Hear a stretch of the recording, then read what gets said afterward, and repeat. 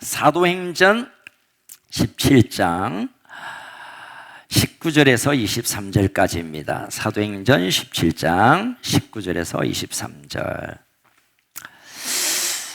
자, 같이 나누겠습니다. 시작. 그를 붙들어 아레오바고로 말하기를 네가 말하는 이 새로운 가르침이 무엇인지 우리가 알 수 있겠느냐? 내가 어떤 이상한 것을 우리의 귀에 들려주니 그 무슨 뜻인지 알고자 하노라 하니 모든 아덴 사람과 거기서 얻어낸 가장 새로운 것을 말하고 듣는 것 위에는 달리 시간을 쓰지 않음이더라. 바울이 아레오바고 가운데 서서 말하되 아덴 사람들아, 너희를 보니 범사에 종교심이 많도다. 내가 두루 다니며 너희가 위하는 것들을 보다가 알지 못하는 신에게라고 새긴 단도 보았으니 그런즉 너희가 알지 못하고 위하는 그것을 내게 알게 하리. 아멘. 광고 시간에 빠졌는데 오늘 처음 뵙는 분들이 꽤 계시네요. 여러분들을 진심으로 환영합니다. 일단 박수하겠습니다. 감사합니다. 요즘 우리 교회 새로운 분들과 또 기다렸던 분들이 돌아오는 시즌인데 우리의 사랑으로 맞이해 주시고 손잡아 주시고 환영해 주시면 좋겠습니다. 우리는 지금 사도행전을 통하여 사도 바울 일행 실라와 디모데와 함께 여정을 보내는 선교 여정을 보고 있습니다. 그래서 유럽의 첫 성이었던 빌립보에서 복음을 전하다가 또 데살로니가에 와서 또 마게도냐 지역의 수도였던 데살로니가, 유럽의 첫성 빌립보, 그러다가 이제는 베레아라는 곳에 산골에 도망치듯 가다가 거기서 복음을 전하고 이제는 아덴이라는 남쪽 긴 배를 타고 이제 아테네라는 곳에 와서 복음을 전합니다.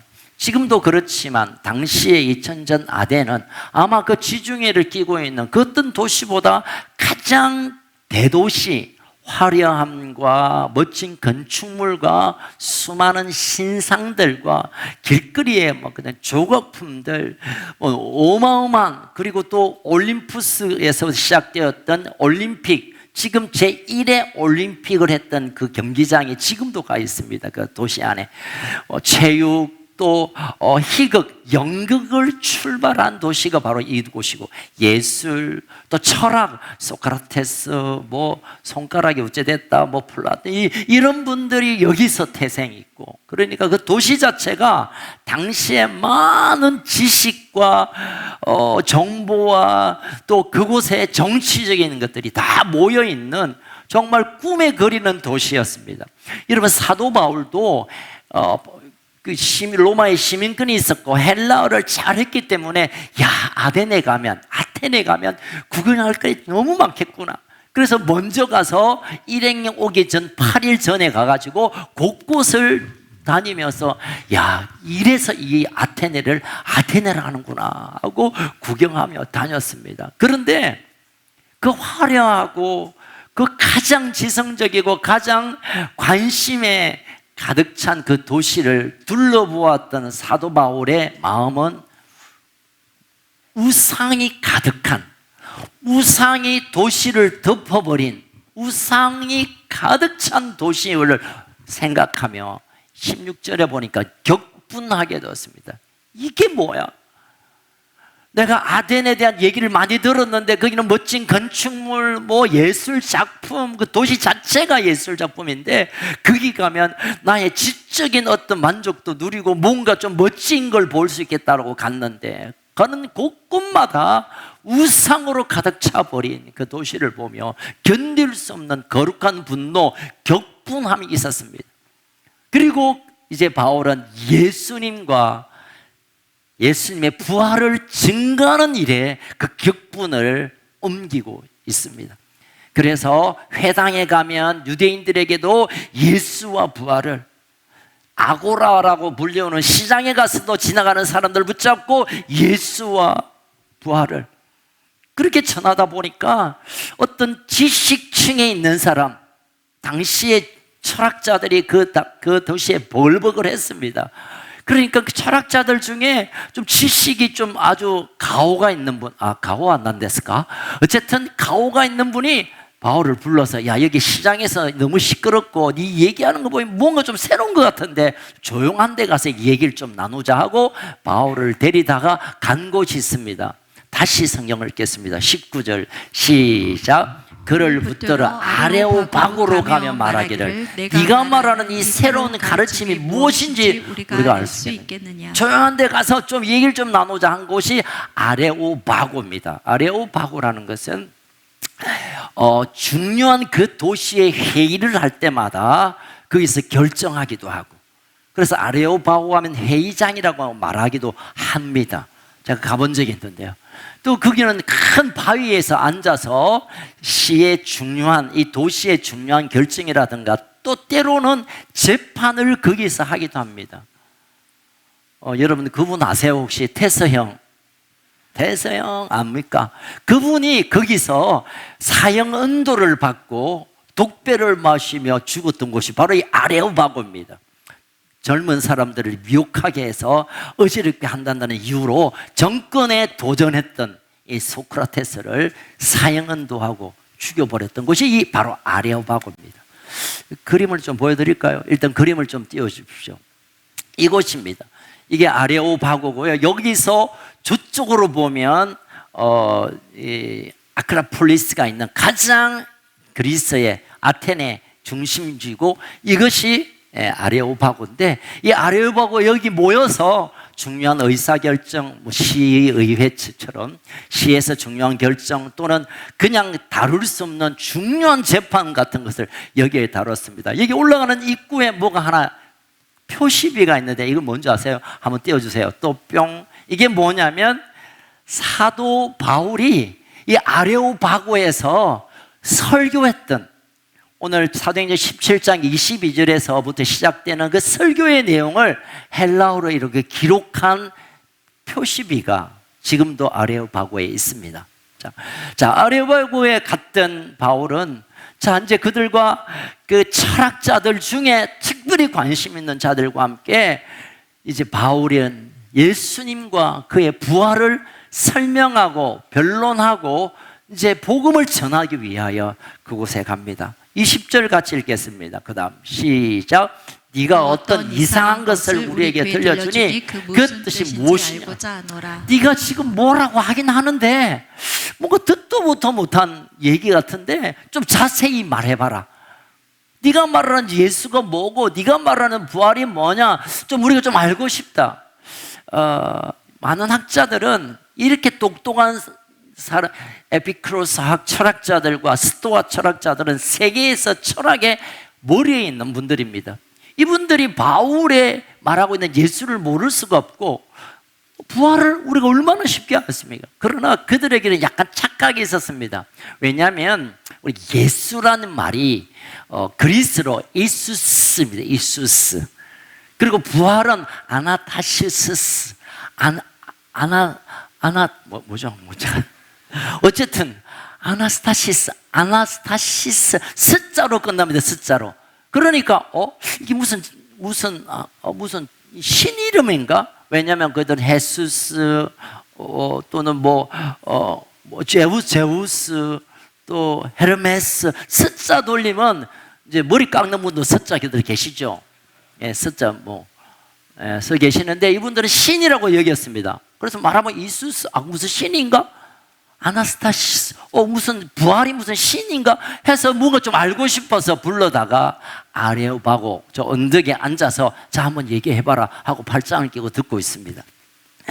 여러분 21절에 이제 바울의 그것에 대한 반응을 볼 수 있습니다. 21절 시작. 모든 나된 사람과 거기서 나그네 된 외국인들이 가장 새로운 것을 말하고 듣는 것 외에는 달리 시간을 쓰지 않음이더라.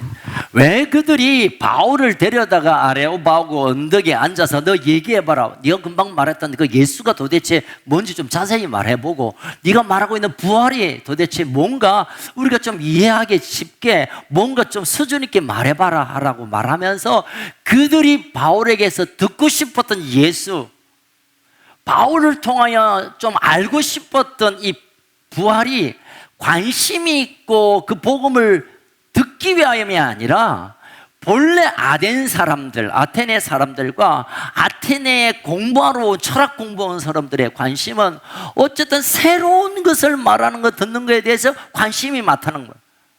그 전에 예수란 말을 한번 들어본 적도 없는데, 부활, 아나타시스, 이거 뭐 좀 들어본 적이 없는데 한번 말해봐라. 이것은 예수와 부활에 대해서 귀를 열고 마음을 열고 그것을 영접하기 위해, 말씀을 듣기 위함이 아니라 뭔가 새로운 것에 대해서 자기 만족을 채우기 위해, 지적인 만족, 지적인 자기의 의문을 뭔가 좀 풀므로 나 이거 알았다, 이걸 위해서 바울을 아레오바고 언덕으로 불러내었다라고 오늘 성경이 말해주고 있는 것입니다. 2000년 전 아테네 사람뿐만 아니라 당시의 지식인층이라고 불리우는 사람들은 많은 이론들, 철학들, 학설들, 얘기들이 많으니까 그걸 얘기감으로 내가 이 얘기 알아, 이 얘기 들어봤나, 이 새로운 얘기 해줄까, 그런 용도로 예수와 부활을 알기 위하여 이 바울을 여기까지 불렀다는 것입니다. 여러분, 새로운 것에 대한 갈망, 새로운 것을 아는 것, 이것은 어찌 보면 참 우리가 긍정적이고 뭔가 도전적이고 발전적일 수 있습니다. 늘 거기에 머물러 있기보다는 새로운 것도 알고 새로운 것도 맛보고 새로운 옷도 입고 새로운 데 가보기도 하고 괜찮은 일이지만, 그러나 그 정도가 아니라 이들의 생각 속에는 뭔가 새로운 것이 없으면 불안하고, 새로운 얘기가 듣지 않으면 자기가 밀리는 것 같고, 새로운 일들이 일어나지 않으면 내가 후퇴하는 것이라고 여겼던 이런 생각이 아테네 철학자들이었고, 그들이 그래서 바울을 아레오바고에 불러서 얘기 한번 해봐라고 한 것입니다. 어쩌면 아테네 대도시가 그런 것처럼 지금 현대의 대도시에도 이런 새로운 것에 대한 갈망이 너무너무 많습니다. 여러분, 도시에 가보면 새로운 옷, 또 새로운 헤어스타일, 또 새로운 화장법, 디자인, 온 것들이 새로운 것에 대해서 막 달려갑니다. 그래서 새로운 것에 좀 뒤떨어지면 영 관심 받게 되어버리는 새로운 것에 대한 갈망, 그 갈증을 대도시에서 볼 수 있습니다. 이것을 유행이라고 말하고, 유행을 따라잡기 위해서 신상을 가져야 된다는 이런 보이지 않는 그런 생각과 사상이 대도시 주변으로 이미 형성되어 있다는 겁니다. 제가 볼 때 우리 남자들의 옷도 유행 따라 살 거 없지만 넥타이만 봐도 한 10년, 15년 단위로 좁아졌다가 넓어졌다가 짧아졌다가 길어졌다가, 그래서 아버지 쓰던 거 가지고 오면 그때 딱 맞아. 왜냐면 30년쯤 지났으니까. 여러분, 유행이 별거 없음에도 불구하고 잘랐다가 길렀다가 또 머리도 길었다가, 저 때는 장발이 또 유행했습니다. 길었다가 잘랐다가 원블록, 투블록, 쓰리블록, 스시 머리에다가 해병대 머리에다가, 남자만 볶았다가 찢었다가 뜯었다가 온통 새로운 것에 대한 갈망. 그건 뭐냐면 내 마음이 공고하다는 겁니다. 뭘 보든지 먹든지 내가 하는 게 뭔가 새로워야 내가 이 공고함이, 이 허전함이, 이 허무함이 채워지고 만족될 것이라고 착각하면서 그것을 추구하는 것이 현대 대도시에 사는 사람들의 삶의 모습이 아닌가, 그런 생각을 합니다. 여러분, 첨단 유행을 좋아하는 거 그럴 수 있어요. 그러나 그 마음속에 비어있고 채워져야 될 것들이 채워지지 않으면 우리가 여전히 갈증을 느끼게 되어 있게 됩니다. 성 어거스틴이 그런 얘기 했습니다. 우리의 마음 안에는 채워야 할 것들이 채워지지 않으면 수천억 금이 갖다 부어도 구멍이 빵꾸가 나는데, 그 구멍에는 예수 그리스도가 들어가야 한다. 예수 그리스도가 없는 마음에는 늘 빈 공간 때문에 새로운 것을 찾아가고 새로운 사조, 새로운 것들을 추구하며 그냥 사람이 지쳐다가 쓰러지는 인생이다라고 말했습니다. 그렇습니다, 여러분. 예수의 그 생명, 예수의 그 이름의 능력, 예수님을 통하여 우리에게 부어주신 하나님의 사랑이 내 안에 없으면 우리는 계속 새로운 것을 추구해야 되고 새로운 거 먹어야 되고 새로운 여러분 주변에 뭐 카페 하나 생겼다 하면 그냥 거기 안 가보면 잠을 잘 수 없고, 어디 맛집이라면 꼭 줄을 막 3, 40분 서서라도 먹어야 되고, 내가 모르는 뭐 하나 하면 저거 꼭 해야 되고, 이게 그냥 유행 따라 사는 것도 제맛이지만 그런 찬상이 있잖아요. 그 제맛이 아니라 우리가 얼마나 공부하고 얼마나 우리가 갈증을 느끼고 우리가 허망하고 우리 인생에 가득한 충만한 위로가 없다는 것을 우리 스스로 증명하고 있는 것입니다. 아덴 사람처럼. 사랑하는 가족 여러분, 이렇게 새로운 찾는다고 해서 찾는 순간부터 그것은 옛것이 되어버립니다. 내가 뭘 가지는 순간부터 이것은 중고가 되는 것처럼 우리가 세상에 보여지는 것을 새로움을 찾는 순간 우리는 또 새로움을 찾아야 되니까 더 큰 공허함을, 더 큰 빈 공간을 느끼게 됩니다. 예수의 복음, 예수의 생명, 하나님의 사랑이 없다면 우리는 끝없이 갈망을 쫓다가 인생을 던져버리게 될 것입니다. 여러분, 오늘 본문에 보면 이 아덴의 사람들이 얼마나 갈망했던지, 무슨 희한한 얘기하면 무조건 우르르 모이고 그 얘기 듣고 그걸 아는 것으로 만족하고, 그래서 바울을 부르다가 당신이 말하는 얘기를 듣고 싶어 했지만, 그러나 그들 앞에 바울이 서서 이제 반응합니다. 22절을 같이 읽겠습니다. 시작. 바울이 가운데 서서 말하되 아덴 사람들아, 너희를 보니 범사에 종교심이 많도다. 이제 입을 열고 그 철학자 에피크로스, 스토아 학파, 아마 큰 벼슬을 하는 사람도 있을 거고, 당시에 좀 안다, 좀 잘 나가는 사람, 좀 아다마와 머리에 뭐 좀 들었다, 뭐 좀 안다, 내 좀 잘 나간다 하는 인간들을 다 모아놓고 이제 바울이 입을 열어 얘기합니다. 아덴 사람들아, 아테네 사람들이요, 내가 딱 보니까 당신들은 범사에 종교심이 많구나. 이건 사실은 원어 성경에 보면 비교급입니다. 그 어떤 도시보다 당신들은 종교심이 많구나 라고 입을 열어 이제 시작합니다. 어찌 보면 이것은 칭찬 같기도 하지만 사실은 바울이 이제 앞으로 말할 예수의 부활과 복음을 말하기 전에 그들의 마음을 먼저 연결하는 말로 서두를 그렇게 꺼냅니다. 사실 그렇습니다. 아덴 사람들은 그 어떤 도시보다 이 종교심이 많을 수밖에 없는 것은 곳곳마다 신상이 있습니다. 곳곳마다 거리마다 골목마다 신상의 조각품이 있고, 마을 한가운데 신상이 있고, 또 별의 신상들이 있으니 당신들은 뭔가 믿고자 하는 마음, 종교적인 마음이 많네요. 여러분, 이 종교심이 많은 것이 때로는 우리에게 필요할 수 있습니다. 여러분, 외국 사람들 만나면 우리 한국 사람들, 특별히 예수 믿는 한국 사람들이 참 열심히 있다라고 말하긴 해요. 신앙을 하는 마음이 대단합니다. 우리는 쭈야 이렇게 부르기 참 부끄럽기도 하고 잘 안 나오는데 어떻게 그렇게 통성기도를 잘할 수 있냐고, 어떻게 새벽부터 기도를 하냐고, 밤늦게까지 기도하는 그런 데가 있냐고 할 만큼 우리 한국 사람이 종교심이 많습니다.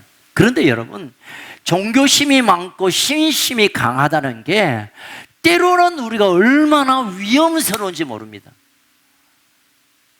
종교심이 많고 신앙이 두터울 수 있는 성품을 가진 것은 좋은 건데, 그게 잘못 방향을 잡으면, 바른 방향을 잡지 못하면 오히려 우리가 더 인생을, 우리의 모든 삶을 송두리째 쏟아버릴 수가 있습니다.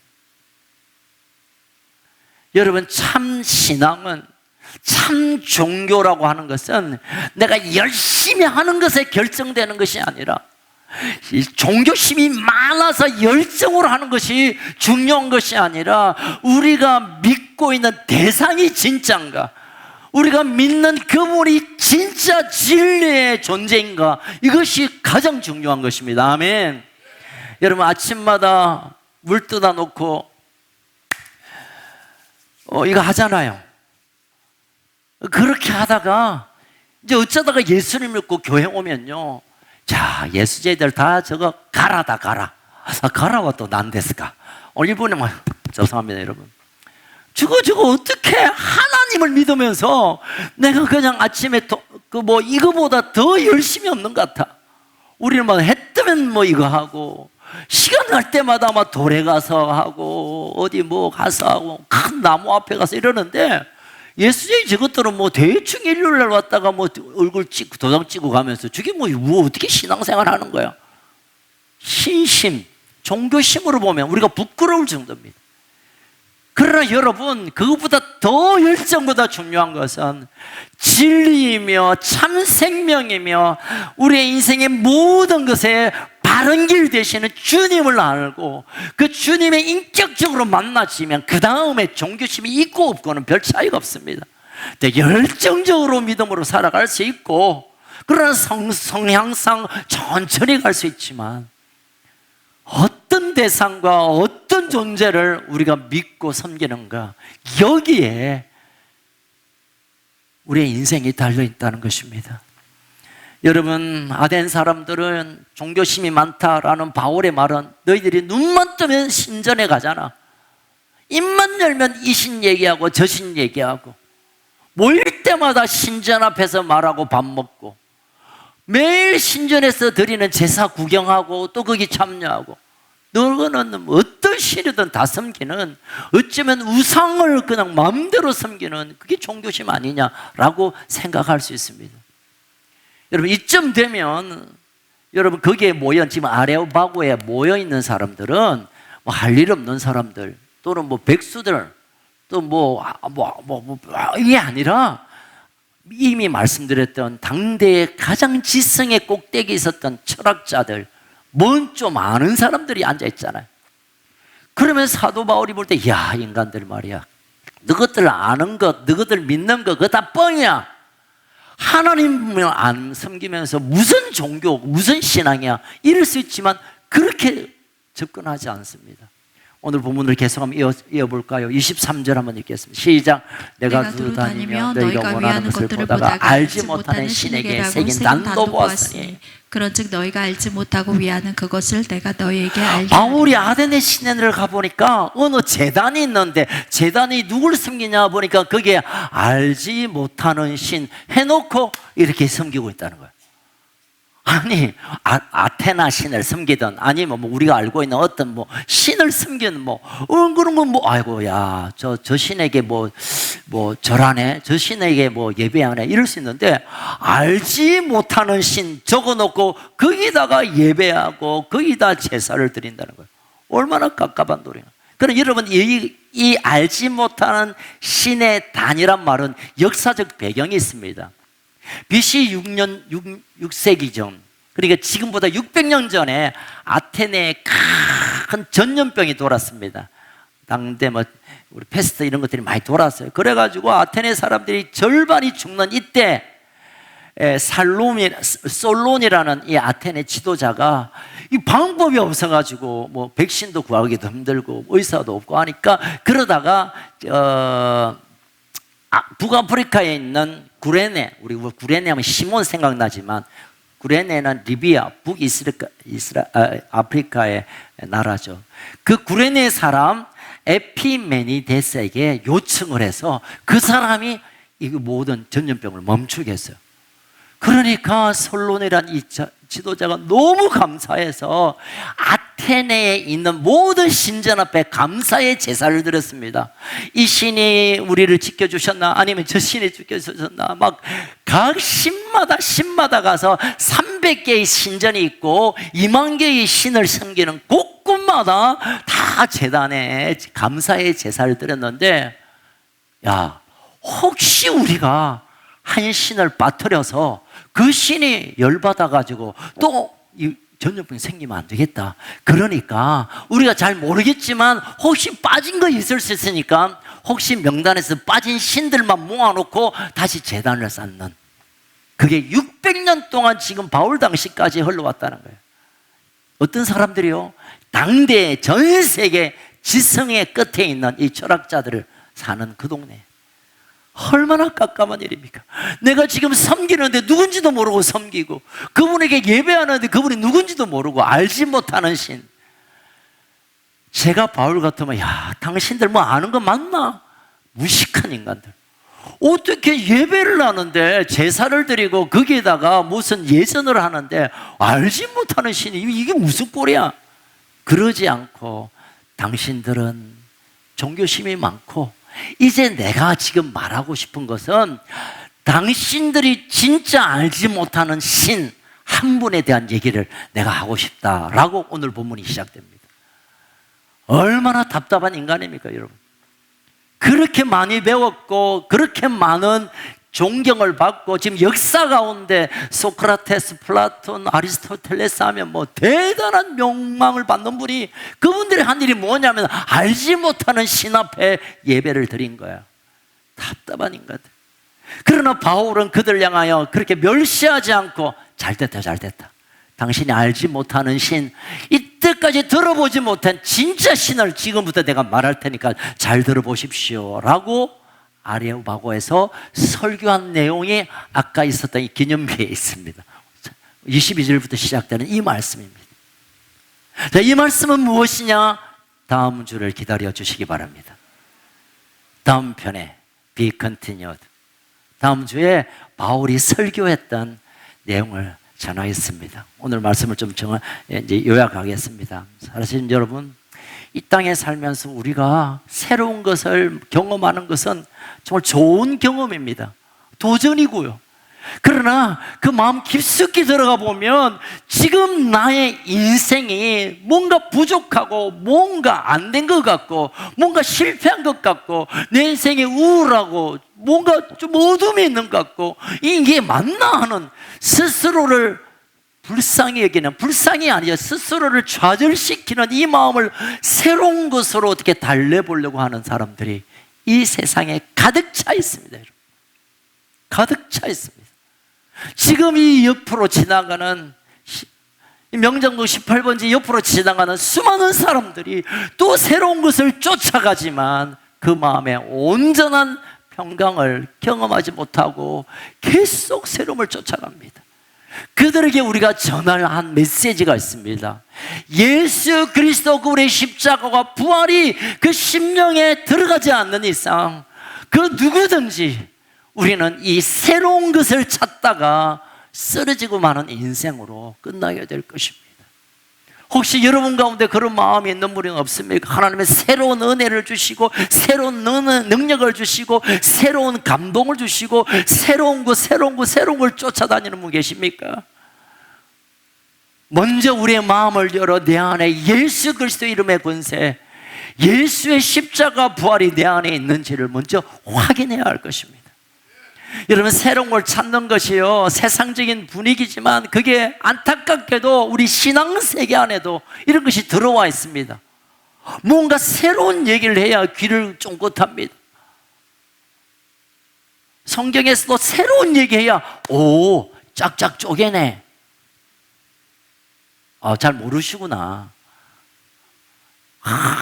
성경을 짝짝 쪼개면 찢어지지. 이걸 왜 성경을 쪼개? 한 번도 들어보지 못한 진리의 말씀, 질린다, 진짜 질린다 막. 여러분, 성경은 성경 그 자체로 이제 이걸 뭘 어떻게 끄집, 그러다 보니까 수많은 이단이 생겨요. 당신 이건 줄 알지? 사실은 착착착착착 이거야 하면 혹 가가지고 내가 못 들어본 얘기인데 그 새로운 교리가, 새로운 깨달음이가. 그래서 온통 이단들이 같은 성경을 들고도 새롭게 자꾸 MSG를 계속 뿌리고 있는 거예요. 여러분, 말씀은 그냥 하나님, 성령님, 예수님의 부활과 천국, 하나님 나라, 그거 말고 뭘 자꾸 찾아요, 여러분. 그러다 보면 우리의 마음에, 우리의 영이 더 갈구함으로 깨어지고, 또 갈망이 하나님을 향한 갈망이 아니라 자기 만족을 위한 갈망 때문에 넘어지고 그냥 또 쓰러지게 됩니다. 여러분, 하나님의 말씀을 갈망하기를 축복합니다. 뭐 새로운 은혜, 새로운 깨달음은 기가 막히면 이분과 가야지. 왜 기가 막히는 말씀을 찾아? 우리가 들었던 말씀, 우리가 알고 있는 말씀, 우리가 수많이 경험했던 이 말씀을 내 심령에 세우고 채우고 가득 찰 때 그 말씀이 능력으로 나타나고 그 말씀이 우리 삶을 풍성하게 하고 그 말씀이 하나님의 나라를 옮기게 하는 능력의 삶을 살게 하는 것입니다. 아멘. 오래됐습니다만 2018년에 플로리다에 태풍이, 거기는 태풍이 뭐 어마어마하게 옵니다. 뭐 매년 오거나 뭐 플로리다라는 저 미국의 그 꼭지 밑에 그 동네가 얼마나 태풍이 많이 오는지 몰라요. 2018년에 이 지역에 태풍이 왔는데 250km 강풍이 들어닥쳤습니다. 그리고 시간당 300mm 폭우가 쏟아졌어요. 그래서 모든 도시가 그냥 다 사라져 버렸어요. 그런데 유일하게 한 집만 뚝 살아있어요. 그 집을 The Sand Place라는 집인데 한번 보여주세요. 예. 다 쓰러졌어. 다 날아가서 유독 이 한 집만 살았어요. 그래서 이 집을 너무 놀랍다 해가지고 The Sand Place라고 말하는데, 이 집을 또 누가 지었게요? 독한 한국 사람 집이래. 한국 사람 집. 뉴스에 여러 번 났습니다. 그래서 집주인에게 가서 기자가, 아니 다른 집 다 날라갔는데 이 집은 왜 멀쩡하냐? 자기는 집을 지을 때 세 개를 강조해야 돼요. 첫 번째, 기초를 여러분 얼마나, 본래 미국 건물들은 다 목조 건물입니다. 그런데 기초를 봐서 기둥이 얇아 보이지만 여러 개의 기둥을 내렸고, 여러 가지, 그러니까 본래의 기둥보다 여러 개의 기둥을 내렸고, 그리고 우리 한국 사람들이 콘크리트 민족이잖아요. 그래서 콘크리트 층이 많고, 그래서 외벽을 콘크리트로 발랐답니다. 그래서 주변의 사람이, 야, 그럴 필요가 뭐 있노? 아무리 뭐 그 바람이 온다고 그렇겠냐? 콘크리트를 내렸고, 그 다음에 든든한 기둥, 깊은 말뚝, 이 세 가지, 말뚝, 기둥, 콘크리트, 이 세 개를 포함한 그것밖에 다른 거 한 게 없대요. 누가 보다 헛소람에도 불구하고 이렇게 강력한 바람에도 넘어지지 않는, 지금도 그게 관광 코스로 남아있답니다. 한국 사람 대단하죠. 그냥 우리가 어떤 새로운 뭐 방비를 하고 뭘 하는 게 아니라 우리가 내려야 할 기둥을 좀 든든히 세우고, 하나님 말씀 앞에 그냥 든든히 세우고, 기둥으로 내 인생을 붙들고, 그리고 성령으로 우리 인생을 보호하기만 하면 어떤 광풍이 오고 어떤 풍랑이 와도 지키고 보호하는 하나님의 역사가 있게 될 줄로 믿으시기 바랍니다. 여러분, 지금은 우리가 뭘 새로운 걸 할 때가 아닙니다. 뭔가 새로운 걸 뭐 업그레이드가 아니라 이미 알고 있는 말씀, 이미 예수의 생명, 이미 부활의 생명, 영광, 그것을 더 분명히 붙잡는 것, 그럴 때 하나님의 놀라운 영광이 드러나게 될 줄로 믿습니다. 그럼 점점 이 세파는 우리를 강하게 때릴지 몰라요. 앞으로 교회가 정부하고 삐딱하면 교회를 폐쇄하겠다는 법을 위반을 했습니다. 민주당 중심으로. 우리 교회가 이제 타겟이 됐습니다. 저 건설교회 김원철 목사가 정부 욕한다는 소문이 났대요, 최근에. 누가 어디 들었대. 그래서 할렐루야, 그래. 한번 보자. 제가 이게 대착하고 뭐 이렇게 시위하는 것이 아니라 하나님의 말씀에 보면 아니면 아니라고 말해야죠. 그래서 더 강풍이 와서 우리 교회를 흔들 수 있고, 우리 인생이 또 만나는 어려움 때문에 흔들릴 수 있겠지만, 이미 우리가 알고 있는 말씀 앞에 우리가 뿌리를 내리고, 할렐루야, 든든한 우리의 가족들을 기둥으로 삼고, 할렐루야, 하나님의 성령 가운데 우리를 보호함을 받으면 어떤 광풍이 와도 까딱없이 지킴을 받는 역사가 일어나게 될 줄 믿습니다. 여러분, 과거에 들었던 얘기를 나 그거 아는 얘기야, 진부하게 여기지 마세요. 나 옛날에 그 얘기 들었고 그 설교 들었고 그 성경 다 읽어봤다, 읽어보고 들은 게 문제가 아니라 그 말씀을 내 인생의 기둥으로 삼지 않으면, 우리가 알고 있는 말씀으로 살아내지 않으면 아무것도 우리가 가진 게 없습니다. 사랑하는 가족 여러분, 하나님 말씀 앞에 더 집중하기를 축복합니다. 알고 있는 말씀을 더 내면화시키고 더 붙들길 주의 이름으로 축원합니다. 그때 흔들리지 않는, 하나님께서 끝까지 보호하시는 하나님의 집으로, 우리 한 사람 한 사람이 하나님의 성전으로 세워지는 역사가 일어나게 될 줄 믿으시길 주의 이름으로 축원합니다. 살아계신 하나님 아버지, 이 시대에 많은 어려움들이, 광풍이, 위기가, 또는 유혹이, 또는 여러 가지 흔들리는 세상 가운데 우리가 살아갑니다. 하나님, 우리가 하나님 앞에 든든히 서는 것은 그냥 새로운 그 무엇을 아는 게 아니라, 새로운 것을 따라하는 게 아니라, 새로운 기가 막힌 것을 만들어내는 게 아니라, 이미 알고 있는 말씀, 이미 들었던 말씀, 이미 내 마음속에 있는 이 말씀을 믿음의 뿌리를 내리고 든든히 기둥으로 삼고 내 생명을 주께 의탁하며 살아가는 이 길밖에 없음을 깨닫게 하여 주시옵소서. 바울이 외쳤던 것처럼 우리는 어쩌면 종교심은 있지만 그냥 흔들리는 소리에 따라, 바람에 따라 사라지고 마는 종교심이 아니라, 그 믿음을, 그 신심을, 그 종교의 마음을 하나님의 말씀의 반석에 올곧이 세우는 우리들이 되게 하여 주옵소서.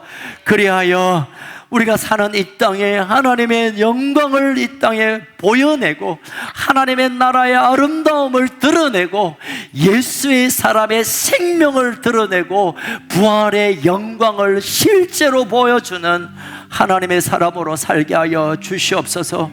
하나님, 우리 가운데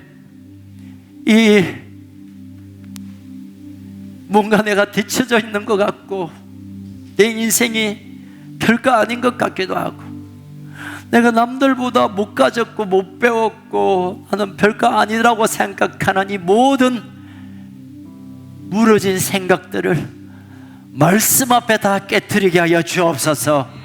말씀을 아는 것이, 하나님을 아는 것이 가장 고상한 지식이며, 예수의 생명으로 살아가는 것이 가장 복된 인생이며, 부활의 영광을 바라보며 살아가는 것이 가장 비전 있는 삶임을 우리가 깨달아 알게 하여 주옵소서. 성령님, 우리에게 오셔서 말씀을 생명의 능력으로, 듣고 있는 말씀이 우리에게 빛이 되고 소망이 되도록 성령님, 우리를 도와 주시옵소서. 이 땅의 삶이, 특별히 믿음으로 살아가는 삶이 만만치 않는 이 시대, 하나님, 우리에게 말씀을 새롭게 하여 주옵소서. 알고 있는 말씀이 새롭게 붙들어지고 깨달아지고 능력이 되게 하여 주시옵소서. 우리가 우리의 힘으로 이 땅을 살 수 없기에 주님의 든든한 팔을 의지할 수밖에 없습니다. 주님, 우리를 붙들어 주십시오. 주님, 우리를 붙들어 주십시오. 주님, 우리를 붙들어 주시옵소서.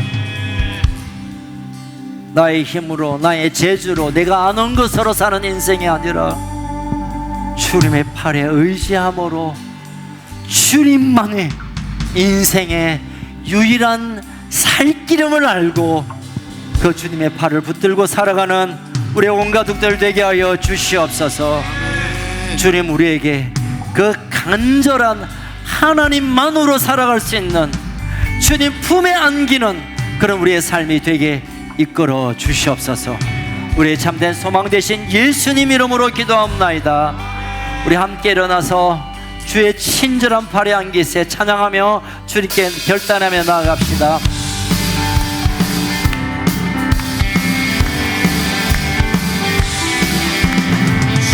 주의 친절한 팔에 안기세 항상 기쁘고 복이 되겠네. 주의 친절한 팔에 안기세 항상 기쁘고 복이 되겠네. 영원하신 팔에, 영원의 팔에, 그 크신 팔에 안긴 주의 팔에,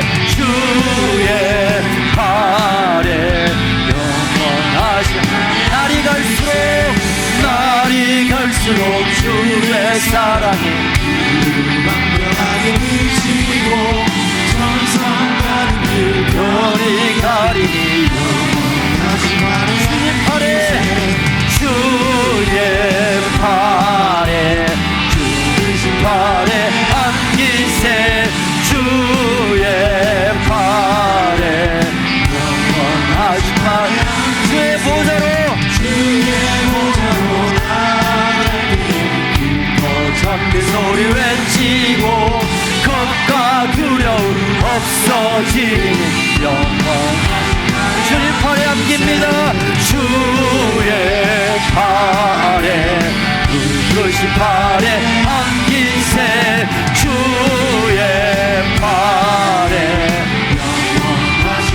주의 팔에 주의 팔에 주의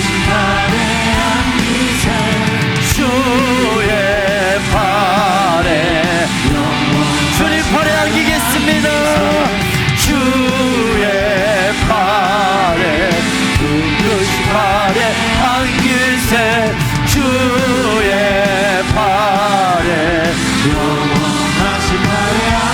우리 한번 결단하며 기도하겠습니다. 주님 세상은 진동할 대로 진동할 텐데 우리가 주님의 팔에 안기며 주님의 팔을 붙들며 주님과 함께 동행함으로 이 어려운 시간을 넉넉히 이기게 하여 주옵소서. 하나님 우리의 약한 손을 그 강하신 손으로 붙들어 주옵소서. 그 강하신 손으로 내 인생을 붙들어 주시옵소서. 내가 사는 것은 내 힘으로 내 지식으로 나의 그 무엇이 아니라 주님의 크고 강한 오른팔로 나를 붙드심에 있음을 고백합니다. 내 인생을 붙들어 주세요. 우리 가정을 붙들어 주세요. 우리의 자녀를 붙들어 주세요. 우리의 사업을 주님 붙들어 주세요. 우리 주여 부르짖고 결단하며 한번 기도합시다. 주여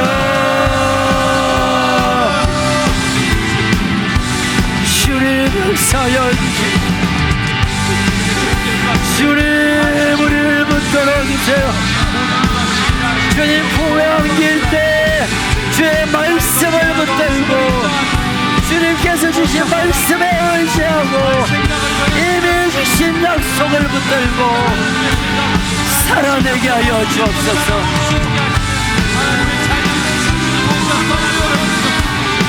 주님 품을 주님의 약속 주님의 말씀 주님의 명령을 기억하여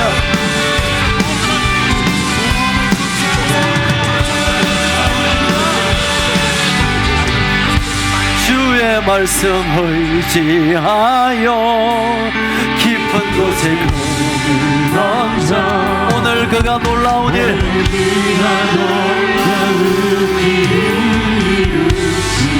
주님의 말씀 의지하여 믿음으로 던져 믿는 자에게 넘치 못하 주의 말씀 의지합니다. 주의 말씀 의지하여 깊은 곳에 던져 예 주님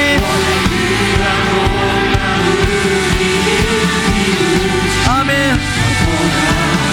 주의 말씀 의지하여 믿음으로 던져 믿는 자에게 넘치 못하 주님의 말씀을 의지합니다.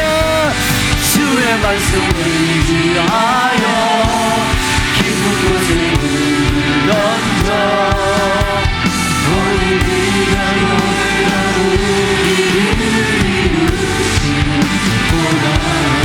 주의 말씀 의지하여 믿음으로 던져 믿는 자에게 넘치 못함 없네 믿는 자에게 넘치 못함 없네 주의 말씀을 믿는 자에게 넘치 못함 없네 이 시간 우리 한번 기도할 텐데 하나님 주시는 감동에 따라 이 시간 선포하며 기도하겠습니다. 특별히 육신의 아픈 분 계시면 아픈 분을 믿음으로 손을 얹으시고 마음에 염려와 걱정과 하나님의 역사하실 것에 소망이 있는 분은 마음 가슴에 손을 얹으시고 지금 우리가 믿음으로 기도할 텐데 하나님 약속의 말씀대로 오늘 믿음으로 강구하게 싸우니 오늘 여기 하나님이 임하여 주옵소서. 치료가 나타날지어다, 회복이 일어날지어다, 잃었던 것들이 돌아올지어다, 묶였던 것이 풀릴지어다, 기도했던 모든 것이 응답될지어다, 하나님의 기적이 나타날지어다, 외로움과 약함이 하나님의 위로와 부유함으로 충만할지어다. 우리 한번 선포하며 함께 기도하겠습니다. 주의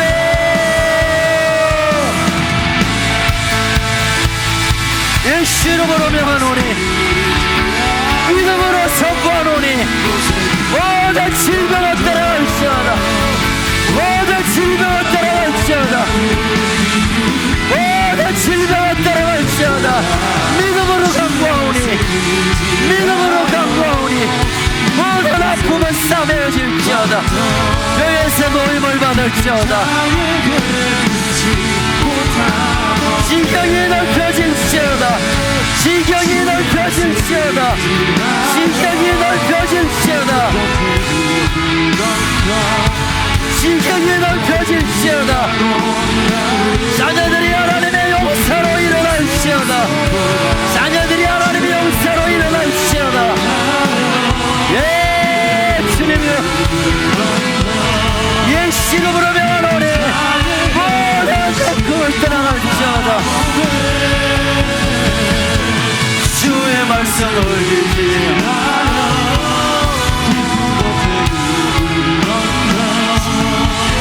오늘 그가 주님 오늘 놀라운 일을 행하십시오. 놀라운 일을 행하여 주십시오. 놀라운 일을 행하여 주십시오. 믿음으로 강구하오니 놀라운 일을 행하여 주십시오.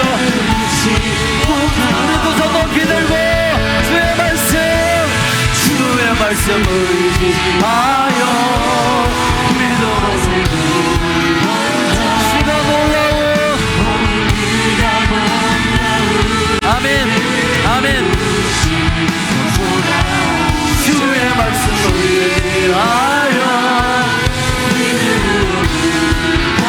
믿는 자에게, 믿는 자에게, 예수님 믿는 자에게, 믿는 자에게 능치 믿는 나에게, 믿는 나에게, 믿는 자에게 능치. 아멘, 아멘. 믿는 나에게, 믿는 나에게 능치 못함 없네. 할렐루야, 할렐루야. 하나님, 우리가 믿음으로 기도했습니다. 주의 말씀을 의지하고 선포했습니다. 믿음으로 기도했습니다. 믿은 대로 될지어다, 구한대로 될지어다. 약속의 말씀을 붙들고 오늘 믿음으로 일어나게 하여 주옵소서. 주님, 우리 가운데 있는 이 허전한 마음, 외로운 마음, 답답한 마음, 텅 빈 마음을 주의 말씀으로, 주의 성령으로, 하나님을 신뢰하는 마음으로 충만케 채워 주옵소서. 그리하여 우리가 걷는 걸음이 기적의 발걸음 되게 하여 주옵소서. 그러는 손을 얹고 기도한 적 기적이 나타나게 하여 주시고 하나님의 나라가 실제가 나타나게 하여 주옵소서. 우리 인생의 주인 되시며 우리의 삶의 목적이 되시는 주 예수 그리스도의 그 크신 은혜와 우리를 사랑하시되 끝까지 사랑하시는 하나님 아버지의 그 놀라운 사랑과 우리를 감화 감동케 하시며 위로 충만케 하시는 성령님의 역사가 주의 말씀만 붙잡고 그 말씀을 믿음으로 붙들고 살아가며 하늘의 놀라운 일을 경험하기를 소망하는 우리 모든 건습 가족들 한 사람 한 사람 인생 위에, 특별히 우리 다음 세대 위에, 휘청거리며 쓰러져가는 이 대한민국 위에, 북쪽 2300만 북한 동포들 위에, 목숨을 들여 주의 복음을 증거하는 선교사들 위해 지금으로부터 영원토록 항상 함께 있을지어다. 아멘. 우리 하나님께 영광의 박수 올려드립시다.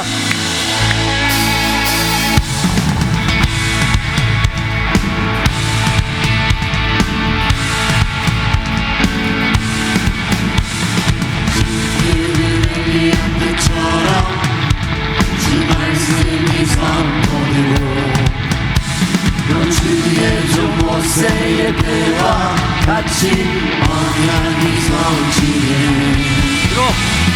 전쟁과 기근과 비판 환난 날이 다가와도 우리가 강야에 외치는 소리 주의 이름 몰아주님 구름 타시고 나팔불 위에 다시 오시네 외치세 은혜인 시온에서 구원이 몰아주님 구름 타시고 나팔불 때에 다시 오시네